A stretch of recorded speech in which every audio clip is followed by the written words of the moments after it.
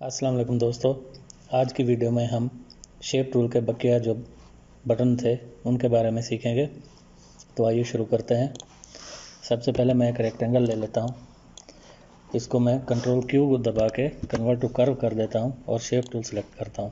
पिछली वीडियो में हमने सीखा था नया नोड कैसे बनाते हैं, नोड डिलीट कैसे करते हैं और दो नोड को आपस में ज्वाइन कैसे करते हैं और ब्रेक कर्व कैसे करते हैं, कर्व को ब्रेक कैसे करते हैं। आज की वीडियो में हम सीखेंगे कस्प नोड और स्मूथ नोड वगैरह जिसके बकिया बटन है। तो जैसे लाइक लाइन पे मैं जैसे ही डबल क्लिक करके एक नोड लेता हूँ तो वो उस लाइन की तरह एक नोड बन जाएगा। लाइन मूव होगी, लाइन की शेप में तब्दीली आएगी। लेकिन अगर मैं यहाँ पे कर्व कर देता हूँ इसको, इस लाइन को, तो ये कर्व हो गई है। और इस पे अगर मैं डबल क्लिक करके एक नोड लेता हूँ तो ये देखिए दो हैंडल आ चुके हैं। ये कर्व में भी आप नोड इंसर्ट कर सकते हैं। तो कस्प नोड किस लिए इस्तेमाल होता है, देखिए मैं अगर इस हैंडल को मूव करा रहा हूँ, इसको अगर मैं मूव कराऊंगा तो एक ही साइड में जो कर्व है वो मूव होगी। लेकिन अगर मैं इसको मूव कराऊंगा, क्योंकि कर्व के अंदर हमने एक नोड डाला हुआ है, तो ये दोनों हैंडल मूव करेंगे। अगर मैं चाहता हूँ कि एक ही हैंडल मूव करे तो मैं यहाँ पे कस्प नोड पे क्लिक कर दूंगा तो एक ही हैंडल हमारा मूव करेगा। दूसरे को हम अपनी मर्ज़ी से मूव करा सकते हैं या उसको वहीं पे छोड़ सकते हैं। अब अगर आपने इस तरह की कोई शेप बनानी हो, एक हैंडल को मूव कराना हो, तो आप यहाँ से एक हैंडल को मूव करा सकते हैं।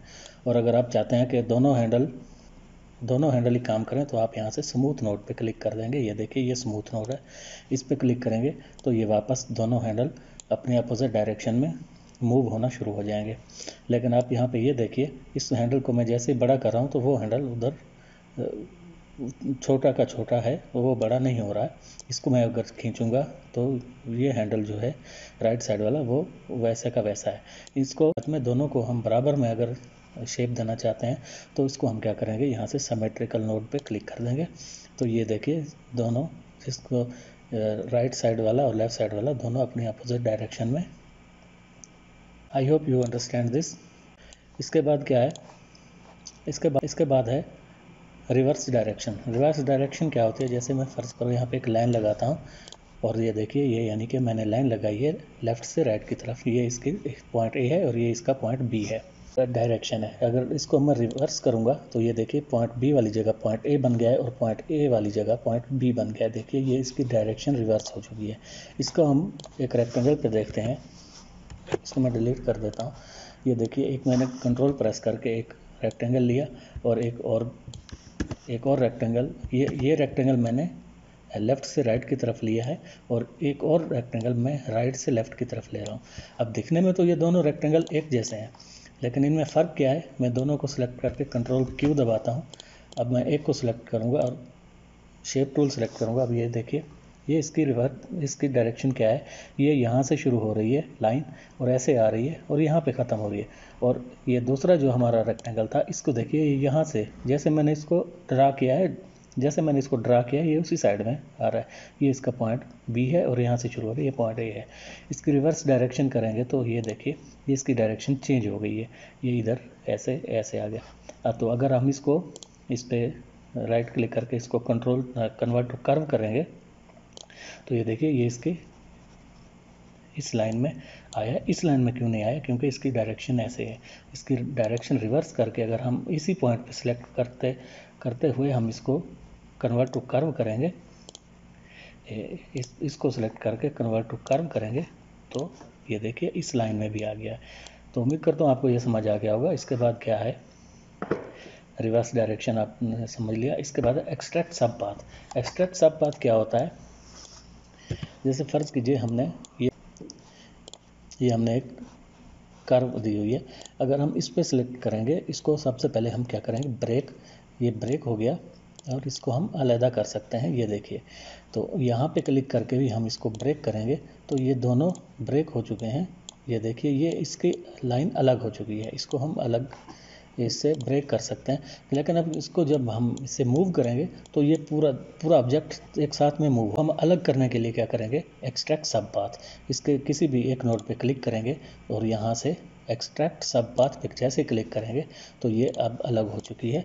अब ये देखिए ये हमारा ऑब्जेक्ट अलग हो चुका है और जो हमारी कर्व थी वो अलग हो चुकी है। तो आई होप आपको समझ आई होगी।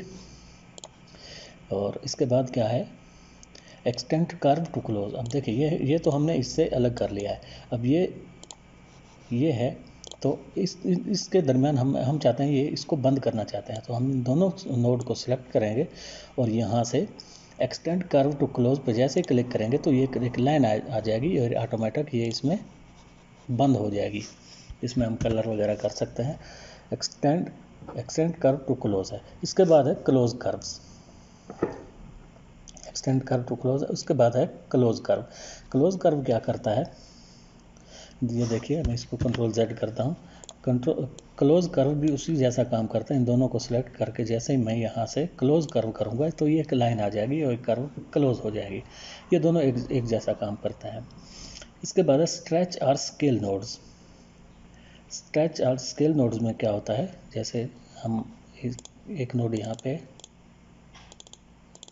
बढ़ा लेते हैं, तो यहाँ से हम जैसे स्ट्रेच और स्केल नोड पे क्लिक करेंगे तो ये देखिए अब पिक टूल सेलेक्ट नहीं किया हुआ, शेप टूल पे फिर भी ये हमें मूव कराने के लिए दिखा रहा है। तो इसको हम कैसे इसको मूव कर सकते हैं, स्ट्रेच कर सकते हैं इस नोड को।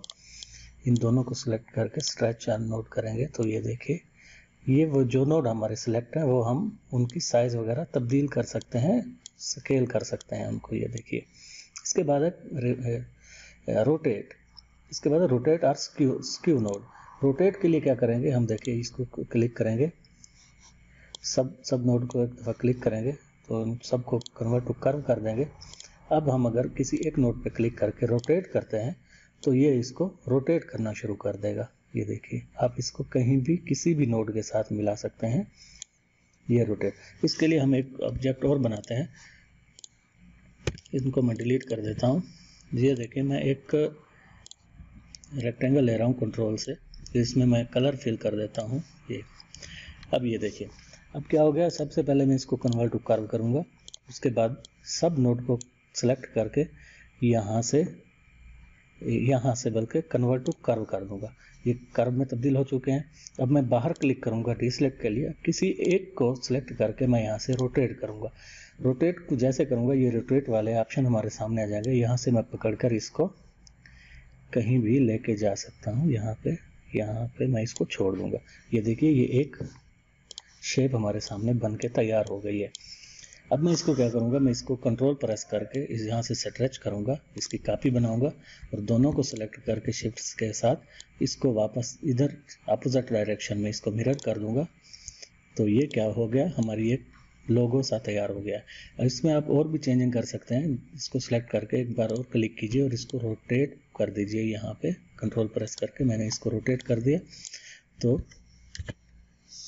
ये मैंने यहाँ से इसको कंबाइन किया। तो ये देखिए ये एक शेप हमारे सामने बन के तैयार हो गई है। इसकी आउटलाइन आप ख़त्म करना चाहते हैं तो ख़त्म कर दीजिए। ये देखिए बहुत ही खूबसूरत सी शेप हमारे सामने आ गई है। तो आप इससे कुछ भी बना सकते हैं। तो इसके बाद क्या है, इसके बाद हमारे सामने आता है रोटेट के बाद अलाइन नोड।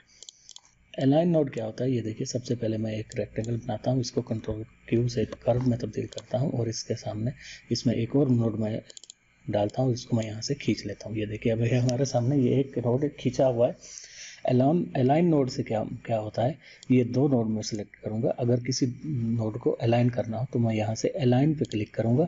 ये अभी हमें दिखा रहा है नोड अलाइन। आप इन दो नोड की तरफ देखिएगा, इनमें क्या तब्दीली आती है। ये अलाइन हॉरिजेंटली पे मैं जैसे ही ओके करूँगा, ये देखिए ये यहाँ से नीचे वाले नोड को उसने सीधा कर दिया है। मैं एक बार फिर करता हूँ, अलाइन नोड पे क्लिक करूँगा, हॉरिजेंटली क्लिक करूँगा और ओके करूँगा। ये देखिए ये इसने इसके बराबर कर दिया। कंट्रोल Z कर रहा हूँ मैं। अब अलाइन नोड पे क्लिक करके मैं जैसे अलाइन वर्टिकली करूँगा तो आप देखिएगा इस नोड के ऊपर वो सेलेक्ट कर देगा। ये देखिए ऊपर वाले पे उसने बराबर कर दिया, नीचे वाला उसने वैसे रखा। कंट्रोल Z कर रहा हूँ और इसके बाद अगर मैं दोनों को चेक कर दूंगा तो ओके करूँगा तो ये इन नोडों को आप देखना ये इधर ऐसे सेट हो जाएगा। ये देखिए ये बिल्कुल सीधा हो गया है। तो इसके बाद क्या है, रिफ्लेक्ट नोड वर्टिकली। ये है हमारे रिफ्लेक्ट नोड हॉरिजेंटली और रिफ्लेक्ट नोड वर्टिकली। तो फ़र्ज़ कीजिए हमने ये चारों नोड हमने सेलेक्ट किए हुए हैं, तो मैं अगर इनको पकड़ के ऐसे खींचता हूँ तो यहाँ से ये ऑन था, इसको मैं ऐसे मूव करता हूँ तो ये मूव हो रहा है ऊपर नीचे और साइडों पे। अगर मैं यहाँ से रिफ्लेक्ट नोड हॉरिजेंटली पे क्लिक कर दूंगा तो अगर यहाँ से अब मैं खींचूंगा तो ये देखिए ये स्ट्रेच हो रहा है और मिरर हो रहा है और इसकी शक्ल तब्दील हो रही है।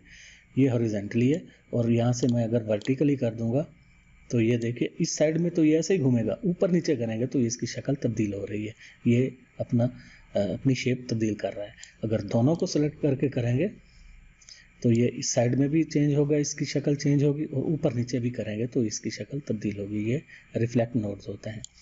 इन दोनों को मैं डिसलेक्ट कर देता हूँ और आगे इसके क्या आता है, इसके आगे है इलास्टिक मोड। इलास्टिक में क्या होता है, फ़र्ज़ कीजिए अगर मैं इसको एक नोड को क्लिक करके खींचूंगा तो ये एक नोड ही खींचा चला जाएगा, और अगर मैं यहाँ से सबको सिलेक्ट करके खींचूंगा तो ये सब नोड अपनी हालत में ये खींचे चले जाएंगे, ये शक्ल तब्दील नहीं होगी इनकी। तो अगर मैं इलास्टिक मोड को ऑन कर देता हूँ, यहाँ से इलास्टिक मोड मैं जैसे ही ऑन करूँगा तो अगर मैं अब यहाँ से पकड़ के किसी को खींचूंगा तो एक नोड वो फिक्स कर देगा। ये देखिए ये वाला नोड फिक्स है और बाकी नोड मूव हो रहे हैं। और अगर मैं इस नोड को क्लिक करके खींचूंगा तो ये इसके सामने वाला, ये अपोजिट वाला, ये फिक्स हो जाएगा और ये शेप ऐसे तब्दील होगी। ये शेप आप किसी भी ऑब्जेक्ट के साथ कर सकते हैं, चाहे आप सर्कल में हो या इसके बाद क्या है, सेलेक्ट ऑल नोड। ये आखिर वाला है सेलेक्ट ऑल नोड। तो सेलेक्ट ऑल नोड में क्या होता है, ये देखिए मैंने ये नोड सेलेक्ट किया हुआ है, एक नोड मैं यहाँ पे बना लेता हूँ। तो ये एक नोड मैंने सेलेक्ट किया हुआ है, इस पे शिफ्ट के साथ प्रेस करूँगा तो एक नोड आ गया शिफ्ट के साथ, और अगर कंट्रोल प्रेस करके शिफ्ट प्रेस करके मैं किसी एक के पे क्लिक करूँगा तो ये सारे नोड सेलेक्ट हो जाएंगे। यही काम हम ऐसे भी कर सकते हैं, शिफ्ट शेप टूल के साथ इसको ऐसे सेलेक्ट करके भी कर सकते हैं। लेकिन अगर हम एक नोड हमारा सेलेक्ट है और हम यहाँ पे आके सेलेक्ट ऑल नोड पे क्लिक करेंगे तो हमारे सारे नोड सेलेक्ट हो जाएंगे और फिर हम इसके साथ ऐसे मूव कर सकते हैं। ये देखिए इलास्टिक मोड ऑन था, ये ऐसे इसको मूव कर सकते हैं सब ऑब्जेक्ट को। इसके बाद रिड्यूस नोड्स है। रिड्यूस नोड में क्या होता है, देखिए हमारे पास ये बहुत सारे नोड हैं, ये नोड इसकी अपोजिट साइड में है, इस ऊपर की साइड में है। अगर हम इसको यहाँ पे कर्व करेंगे तो ये इधर नीचे वाली साइड इसकी कर्व होगी। लेकिन अगर हम इसको क्लिक करके रिड्यूस नोड कर देंगे तो ये यहाँ से नोड हट के यहाँ पे आ जाएगा इसका, यानी कि क्लोज कर्व यहाँ पे हो रही है। अगर हम यहाँ पे क्लिक करके कर्व करेंगे तो ये वाली साइड इसकी, यानी कि लेफ़्ट साइड होती है हमेशा, कर्व करेंगे तो लेफ़्ट वाली साइड होगी। तो अगर हम इसको क्लोज कर्व कर देते हैं तो यहाँ से ये बंद हो जाएगा, और इन दोनों को सेलेक्ट करके टू लाइन करेंगे तो ये लाइन में तब्दील हो जाएगी। तो दोस्तों उम्मीद करता हूँ आपको ये वीडियो पसंद आई होगी। शेप टूल के हमारे ये सब बटन कंप्लीट हो चुके हैं, और अगली वीडियो में हम ये बाकी जो इसके हैं स्मूथ, स्मेयर, ट्वेल्व, ये वगैरह ये सब हम देखेंगे। और एक और चीज़ देखेंगे, ऑब्जेक्ट में है ज्वाइन कर्व्स, ये हमने इधर नहीं सीखा, ये ऑब्जेक्ट में ज्वाइन कर्व्स है, इसको सीखेंगे। तो उम्मीद करता हूँ आपको वीडियो पसंद आई होगी। अगली वीडियो में आपको फिर वेलकम करूँगा इंशाल्लाह। अल्लाह हाफ़िज़। मेरे चैनल को सब्सक्राइब करें, लाइक करें, शेयर करें, और अगली वीडियो में मुलाकात होगी। तब तक के लिए अपना और अपने चाहने वालों का सबका ख्याल रखिएगा। अल्लाह हाफ़िज़।